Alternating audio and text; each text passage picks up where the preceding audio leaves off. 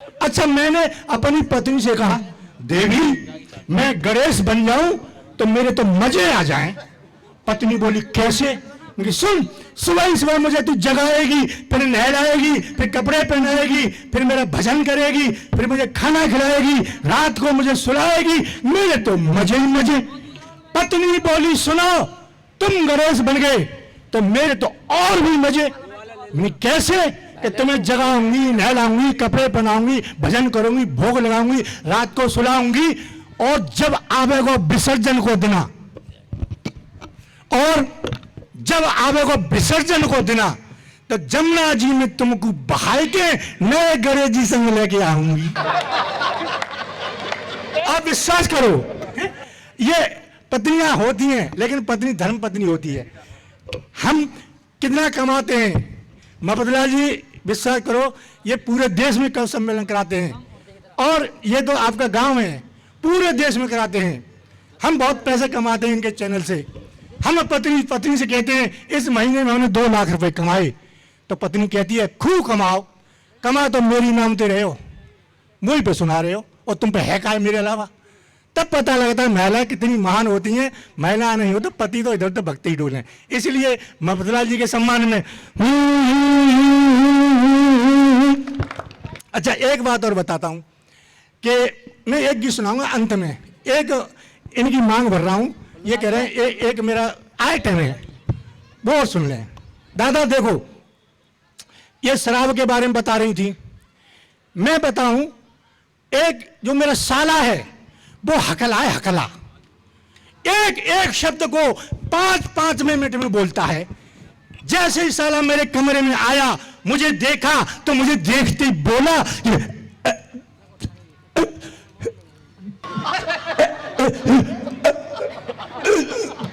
मैंने कही, है राम राम, बैठ बैठ बैठ बैठ बैठ। 5 मिनट में बंदा राम राम नहीं कर पाया, बस ही गए। मैंने की चल बैठ, हो गई राम राम, मान ली तेरी। अब वो बैठ गया।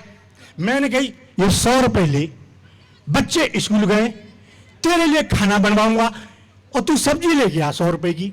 वो बाजार में सब्जी खरीद रहा था, वहां एक सिपाही आ गया। अब वो सिपाही भी हकला। अब 2 हकले इकट्ठे हो गए।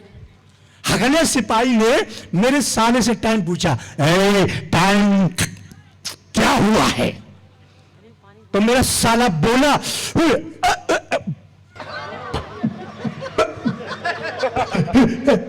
पता नहीं है। अब वो सिपाही बोला, नकल कराने मेरा साला बोला, तू ही कर रहा है। सिपाही बोला, थाने चल।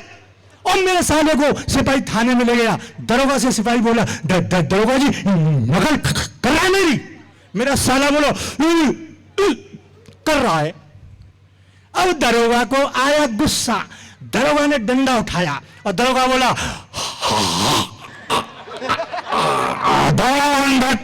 चलो दोनों अंदर चलो। अब वो शाम को लौट के मेरे घर आया। मैंने उससे पूछा, सच सच बता, तू अब कहां जा रहा है? तो बोला, इंटरव्यू देने जा रहा हूं। इंटरव्यू? मैंने कहा, किसका इंटरव्यू देने जा रहा है? रेलवे में। मैंने कहा, रेलवे में किसका इंटरव्यू देगा? अनाउंसमेंट करूंगा। और मैंने कही, हकले तू, और रेलवे में अनाउंसमेंट करेगा तू? हाँ, हकले तू रेलवे में अनाउंस कर लेगा? कर लूंगा। मैंने एक वाक्य बोल के सुना दे, मैं पूछता हूं तुझे, मैं यहीं पास कर दूंगा। बोले, पूछो क्या बोलना है? मैंने कहा, बोल। पवन एक्सप्रेस प्लेटफार्म नंबर 1 पर आ रही है, तू बोल के दिखा दे और पास। तो वो कह रहा,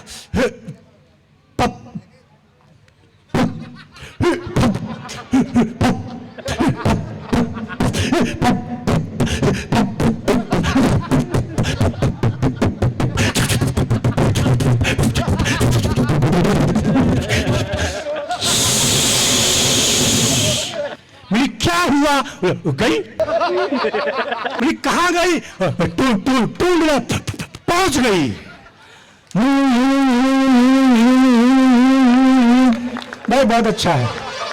समय का अभाव है, मैं एक कविता सुनाना चाहता हूं। मैं सौरस में लिखता हूं, तो इसलिए एक गीत और सुना करके और मैं शहीद होना चाहता हूं। हाँ, मैं जिंदा शहीद हूं, वो अमर शहीद हैं। देखें आप, अच्छा मैं ठहनू हूं, जाट हूं, जाट। तो दादा मैंने क्या किया, अब मैंने मिलिट्री का फॉर्म भरा, अधिकारी के पास में इंटरव्यू देने गया, तो अधिकारी ने मुझे देखा, बोले कैसे आए? मैंने इंटरव्यू दे, मिलिट्री का फॉर्म भरा है। तो बोला शर्म नहीं आती? मैंने काहे की शर्म? कितने साल के हो? मैंने 55 साल का हूं। कि शर्म नहीं आती? 55 साल के होके और मिलिट्री का फॉर्म भरे हो, शर्म नहीं आती? मैंने कहा शर्म तो तुझे नहीं आती। बोला क्यों? मैंने कहा मैं जब से 18 साल का था तब से फॉर्म भर रहा हूं। तू नहीं ले रहा, शर्म तो तुझे आनी चाहिए। 18 साल से फॉर्म भर रहा हूं, कोई सुनता ही नहीं है, कोई लेता नहीं है मुझे। अब मेरी तरफ देख के बोला समझ गया, पर एक बात बता। मैंने क्या? कि इंटरव्यू तो कल का है और तू आज क्यों आ गया? मैंने आज मैं इसलिए आया हूं तुझे बताने कि तू अब मेरे भरोसे मत रहना, किसी और को ले लेना। बोला तू जाट तो नहीं है? मैंने हाँ समझ गया, मैं पक्का जाट हूं, ठहनुआ हूं। बोला मैं तुझे ले लूंगा, कोई बहादुरी का काम करके दिखा। मैंने क्या है? कि कारगिल का युद्ध चला है पाकिस्तान से, तू जा, जाट रेजिमेंट में तुझे भेजता हूं और तू कुछ करके दिखा, फिर तुझे भर्ती कर लूंगा। अब मुझे जाट रेजिमेंट में भेज दिया उसने, उधर से मुस्लिम रेजिमेंट पाकिस्तान से। अब तुम्हें पता है जाट तो जाट, खैर 12 बजे अकलावे, 12 बजे से पहले अकल नहीं आवेगा हमें क्या करना है। और जाट रेजिमेंट पहुंच गया, वहां जाकर के वहां सूचना हुई कल सुबह 5 बजे पाकिस्तान जाट रेजिमेंट और मुस्लिम रेजिमेंट में युद्ध होगा। अब क्या हुआ, सुबह 5 बजे के मुस्लिम रेजिमेंट के जवान 3 बजे सीमा पे आके डट गए और जाट में बुद्धि आवे 12 बजे, 11 बज गए और बीड़ी पी रहे 12 बज गए। एक बोला वो युद्ध पे जाना है, चलो युद्ध पे जल्दी से चलो। 4 घंटे में आधे मुस्लिम रेजिमेंट के जवान तो इंतजार करके वैसे मर गए, इंतजार में वहीं लुढ़क गए गर्मी में प्यासे प्यासे। अब जाटों को ध्यान आया तो एक जाट युद्ध पे आकर के मुझसे बोला, एक रेजिमेंट का जवान, भाई साहब नहीं, हाँ हम तो जल्दी में कारतूस को जो मारो हथकवा बैग, बाकी जगह हम खाने को थैला उठा लाए। कारतूस के बैग है तो वहीं बुलाए, खाने को थैला उठा लाए हम तो। दूसरा बोला भाई साहब, मैंने हाँ हमारी बीड़ी के बंडल आ गए थैला में, अब कायते लड़ेंगे? मैं लड़ूंगा, तुम चिंता मत करो। जैसे ही 12 बजे और मुझ में अकल आई और मैं बोला पाकिस्तानी रेजिमेंट से कि मैंने की अशरीफ खान, वो अशरीफ खड़ा हुआ, मैं बबरुद्दीन खान, बबरुद्दीन खड़ा हुआ, मुझे किसने पुकारा? डिशूम।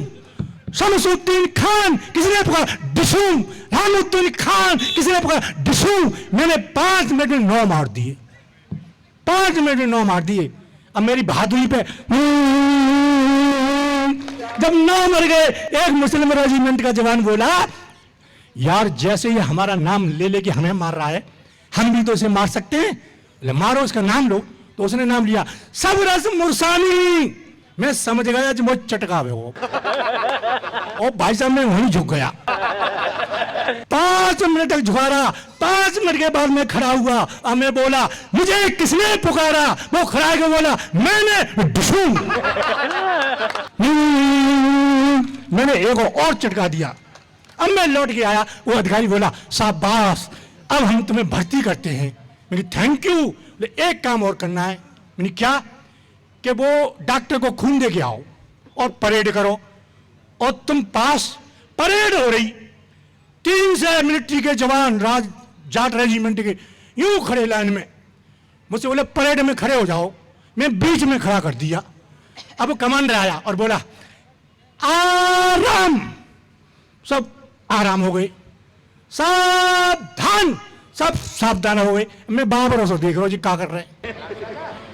फिर कमांडर बोला सभी जवान बायां पैर उठा करके खड़े होंगे, बायां पैर उठा। अब सबने बायां पैर उठाया यूं और यूं खड़े हो गए। दादा मुझे ये नहीं पता कौन सा बायां है और कौन सा दायां है। मैंने दायां पैर उठाया, मैं यूं खड़ा हो गया, यूं। वो कमांडर वहां से देख रहा, यूं देखा और यूं देखा, फिर बोला ये कौन सा जवान है जो दोनों पैर उठा के खड़ा हुआ है? ये दोनों पैर उठा के कौन खड़ा हुआ है बीच में? अब उसे दोनों पैर दिखाई दे रहे मेरे, इधर सबका खड़ा हुआ, इधर मेरा खड़ा हुआ। ये बीच का जवान यहाँ है, ये तो दोनों पैर उठा के खड़ा हुआ है। मैं गया, सर मैं हूं। उसने मेरी पीठ ठोकी और बोला देख लो, तुम 6 साल से भर्ती हो, एक ही पैर पे खड़े हो सकते हो, ये जवान है दोनों पैर उठा के खड़ा सकता है। शाबाश, इसके लिए धन्यवाद। माला पहनाई और बोले जाओ डॉक्टर को खून और दे करके आओ, कल से तुम्हारी ड्यूटी। मैं गया डॉक्टर के पास।